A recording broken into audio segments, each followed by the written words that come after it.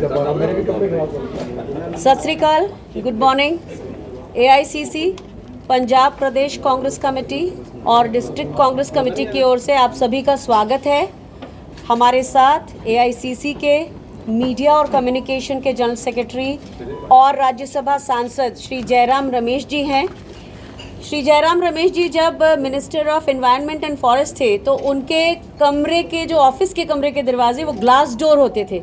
तो same transparency आज हमारी पूरी टीम के साथ है और अब आपके बीच में जयराम रमेश जी अपनी बात रखेंगे। नमस्कार साथियों, आज छठे चरण का चुनाव हो रहा है। 58 सीटों में आज चुनाव हो रहे हैं अलग अलग राज्यों में और अब तक 428 सीटों पर चुनाव हो चुका है और आज 58 सीटों और भी इसमें जोड़े जाएंगे। पहले दो चरण के चुनाव के बाद ही पहला चरण 19 अप्रैल को हुआ था, दूसरा चरण 27 अप्रैल को हुआ था और पहले दो चरण के बाद ही ये साबित हो गया कि इंडिया गठबंधन के पार्टियों को स्पष्ट और निर्णायक जनादेश ज़रूर मिलेगा 4 तारीख जून को। बाद में भी जो चुनाव हुए हैं वो रुझान जो दो चरणों के बाद दिखाई दिया वो और भी तय हो गया कि ये जनादेश कांग्रेस पार्टी और इंडिया गठबंधन के पार्टियों को ही मिलेगा। मैं ये क्यों कह रहा हूँ? पहली बात तो ये है, पहले दो चरणों के बाद दक्षिण भारत में बीजेपी साफ, उत्तर भारत में, पश्चिम भारत में और पूर्वी भारत में बीजेपी हाफ। तो ये साफ हाफ, दक्षिण में साफ और उत्तर पश्चिम और पूर्वी भारत में हाफ। इसी के आधार पर हम ये विश्वास के साथ दूसरे चरण के बाद कहकर आ रहे हैं कि इंडिया गठबंधन को स्पष्ट और निर्णायक जनादेश मिलेगा। दूसरा कारण यह है कि 19 अप्रैल के बाद प्रधानमंत्री की जो प्रचार की भाषा है, जिस तरीके से उन्होंने प्रचार किया है, वो सारे मुद्दों को भूलकर विकास और समाज कल्याण और राजनीतिक मुद्दों को भूलकर सिर्फ सांप्रदायिक मुद्दों पर उन्होंने बात की है। हमारे घोषणा पत्र को एक सांप्रदायिक रंग देने का कोशिश उन्होंने किया। हिंदू मुस्लिम मंगलसूत्र, धर्म के आधार पर आरक्षण, अभी लेकर 1971 के युद्ध को लेकर उन्होंने जो टिप्पणियां की हैं, उनका सिर्फ एक ही मकसद रहा है, बुलडोज़र, मंदिर पर बुलडोज़र, वो भी बात उन्होंने उठाई। तो घबराए गए हैं प्रधानमंत्री, भौखलाए गए हैं, इतने भौखलाए गए हैं कि खुद कह रहे हैं टेलीविज़न पर कि मैं इंसान नहीं हूँ, मैं भगवान का अवतार हूँ। तो ये घबराहट का एक प्रतीक है, एक निशाना है। और जो व्यक्ति अपने आप को चुनाव के प्रचार के समय कहता है कि मैं इंसान नहीं हूँ पर मैं भगवान का प्रतीक हूँ, मैं समझता हूँ कि उनको वो मानसिक संतुलन खो बैठे हैं। ऐसे तो सारे चुनाव प्रचार में वो झूठ की महामारी फैला रहे हैं और जब उनको पता चल गया दो चरणों के बाद कि वो निवर्तमान प्रधानमंत्री हैं, वो प्रधानमंत्री नहीं है, निवर्तमान प्रधानमंत्री हैं, आउटगोइंग प्रधानमंत्री हैं, उनकी भाषा में भी भारी बदलाव आया। तीसरा कारण हमारे विश्वास का ये है कि ये जो हमारे 5 न्याय 25 गारंटी की कार्ड है, जो हमने 8 करोड़ परिवारों तक पहुंचाया है हमारे देश में, ये हमारे 5 न्याय, नारी न्याय, युवा न्याय, किसान न्याय, श्रमिक न्याय और हिस्सेदारी न्याय, इन 5 न्याय के संदर्भ में जो हमने 25 गारंटियां दी हैं, वो जनता की चिंता है, वो समाज की आवाज़ है, लोगों की आवाज़ है। और मैं समझता हूँ अलग अलग राज्यों में इन 5 न्याय को लेकर, 25 गारंटियों को लेकर हमें समर्थन मिल रहा है, भारी समर्थन मिल रहा है। क्योंकि मैं आज लुधियाना में हूँ, पंजाब में हूँ, मैं सिर्फ 2 बातों का जिक्र करना चाहता हूँ विशेष तरीके से, जो पंजाब के लिए विशेष महत्व रखता है। पंजाब, हरियाणा, उत्तर प्रदेश, पर क्योंकि मैं पंजाब में हूँ मैं इसका जिक्र करूँगा। पहला तो किसान न्याय। सबसे बड़ी बात, पंजाब, हरियाणा, उत्तर प्रदेश, बिहार, महाराष्ट्र में जो आप चुनावी परिवर्तन देख रहे हैं, जो 2024 में नतीजा जो आएगा 2019 के तुलना में बीजेपी की सीटों की संख्या में भारी कटौती होगी। एक कारण ये है कि किसान नाराज हैं।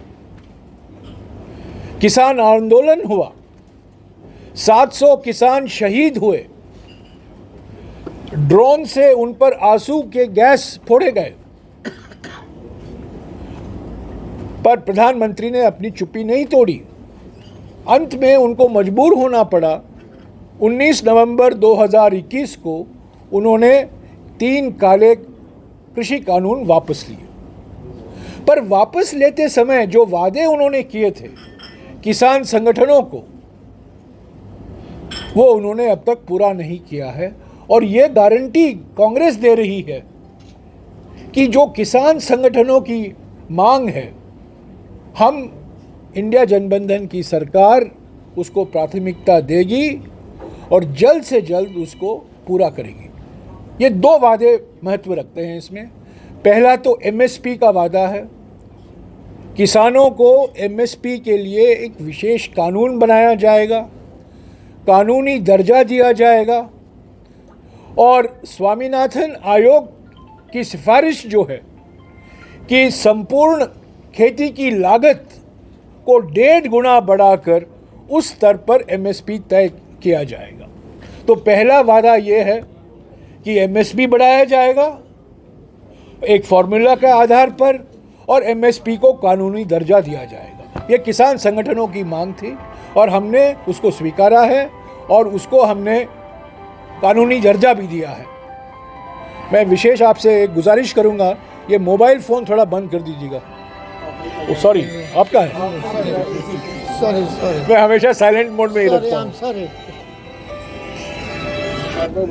लो जी लो।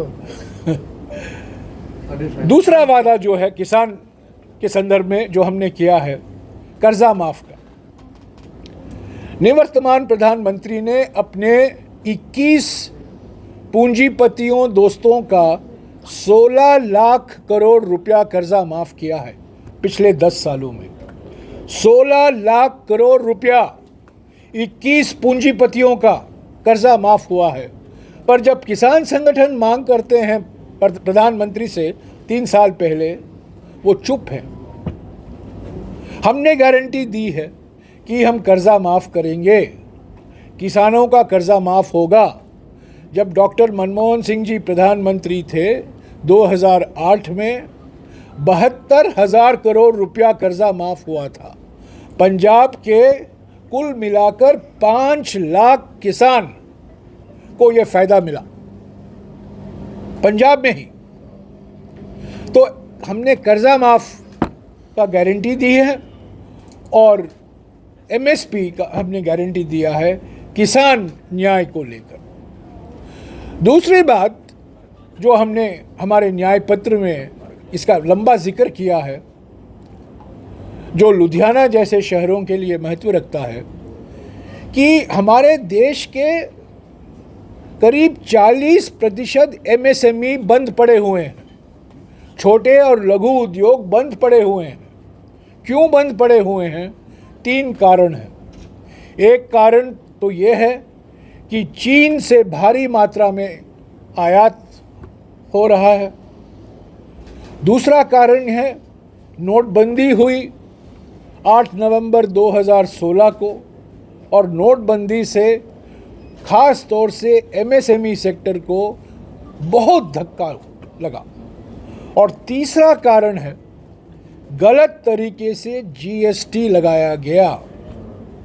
और हमने ये वादा किया है हम जीएसटी का सुधार करेंगे, जीएसटी में हम भारी परिवर्तन लाएंगे और ख़ास तौर से छोटे और लघु उद्योगों को जो छूट मिलनी चाहिए जीएसटी से हम वो छूट दिलवाएंगे। सर, जो राहुल गांधी की 1 लाख रुपए वाली स्कीम गई है 85 रुपए महीना, वो किन श्रेणियों को दी जाएगी? कौन से क्राइटेरिया क्या रहेगा जो लाख रुपए लेडीज को दे रहे जो हैं? लाख रुपए साल का दे रही है राहुल गांधी जी, वो किन को दिया जाएगा? क्या ओबीसी को भी दिया जाएगा या सिर्फ जो पिछली श्रेणी है उन्हीं को दिया जाएगा? Which one? What question? आप युवाओं की बात कर रहे हैं, आप युवाओं की बात अच्छा दोनों पूछ रहे हैं। नारी न्याय की बात कर रहे हैं। ठीक जो आप 1 लाख रुपए दे रहे हैं, किन महिलाओं को देंगे जी आप? हर गरीब महिला, चाहे वो जनरल एक गरीब परिवार चाहे वो जनरल में हो, अनुसूचित जाति हो, अनुसूचित जनजाति हो, ओबीसी हो, हर गरीब परिवार के एक महिला को हर साल 1 लाख रुपया यानी कि हर महीना 8,500 रुपया अपने बैंक के खाते में सीधा दिया जाएगा। गरीब का क्राइटेरिया क्या रहेगा? कितने परिवार होंगे और कब से गरीब का क्राइटेरिया क्या रखा गया है? गरीब परिवारों का अनुमान करना पड़ेगा। ये सर्वेक्षण होता रहता है, हर 5 साल किया जाता है। मोदी सरकार के समय में ये नहीं किया गया है। पर जो गरीब परिवार हैं, जो गरीबी की रेखा के नीचे रहते हैं, हर गरीब परिवार के एक महिला को 1 लाख रुपया अपने बैंक के खाते में दिया जाएगा। इसमें जाति वीति का सवाल ही नहीं है। सर ये पैसा एक मुश्त जाएगा कि किश्तों में जाएगा? हाँ सॉरी, ये पैसा एक साथ जाएगा कि किश्तों में जाएगा? किसको जाएगा? मंथली जाएगा या एनुअली? ये तो मंथली जाएगा। क्या सर ये 8.5 ये परियोजना। एक मिनट, थोड़ा चुप हो जाइए ना, थोड़ा शांत हो जाइए। ये जो महालक्ष्मी परियोजना है, गारंटी है, ये हमने कर्नाटक में लागू किया है। कर्नाटक में हर गरीब महिला को हर महीने 2,000 रुपया मिलता है अपने बैंक के खाते में, हर महीने 1 साल से मिल रहा है। हमने तेलंगाना में भी ये वादा किया है। इसके अनुभव के आधार पर हम राष्ट्रीय स्तर पर कह रहे हैं कि हर गरीब महिला यानी कि गरीब परिवार की एक महिला को हर महीना 8,500 रुपया उनके बैंक के खाते में जाएगा। कुल मिलाकर हर 1 साल में 1 लाख रुपया बनता है, पर जो खाते में जमा होता है वो हर महीना जमा होता है। कितने समय बाद शुरू हो जाएगा जी? जैसे राहुल गांधी जीते हैं, उनके कितने समय बाद ये जो प्रोसीजर शुरू? राहुल गांधी जी ने कहा है कि इसकी प्रक्रिया 1 महीने के अंदर हम शुरू करेंगे। इसका बजट कहाँ से आएगा? क्योंकि आम आदमी पार्टी ने भी बोला था 1,000 रुपये महीना पंजाब को देंगे। आप तो पूरे इंडिया की बात आप देखते रहिए, आप ये सब होगा। ये सवाल बार बार किया जाता है जब भी कोई सामाजिक कल्याण कार्यक्रम की शुरुआत होती है। ये सब सवालों का जवाब मिल जाएगा। जब 16 लाख करोड़ रुपया पूंजीपतियों का कर्जा माफ होता है, कोई सवाल नहीं उठाता है कि ये पैसा कहाँ गया, ये पैसा कहाँ से आएगा। 16 लाख करोड़ रुपए के बाद लेकर पिछले 10 साल में ये 16 लाख करोड़ रुपया किसानों के लिए खर्च किया जा सकता था, महिलाओं पर खर्च किया जा सकता था। ये कर्जा माफ हुआ, उस पर तो कोई सवाल नहीं उठाए गए। पर जब कोई समाज कल्याण कार्यक्रम शुरू होता है तब सवाल उठ खड़ा हो जाते हैं, ये पैसा कहाँ से आएगा। बजट में पैसा है, कोई और अतिरिक्त टैक्स नहीं लगाया जाएगा, कोई और अतिरिक्त टैक्स नहीं लगाया जाएगा। मध्य वर्गों पर, कंपनियों पर कोई नया टैक्स नहीं लगाया जाएगा। आज लुधियाना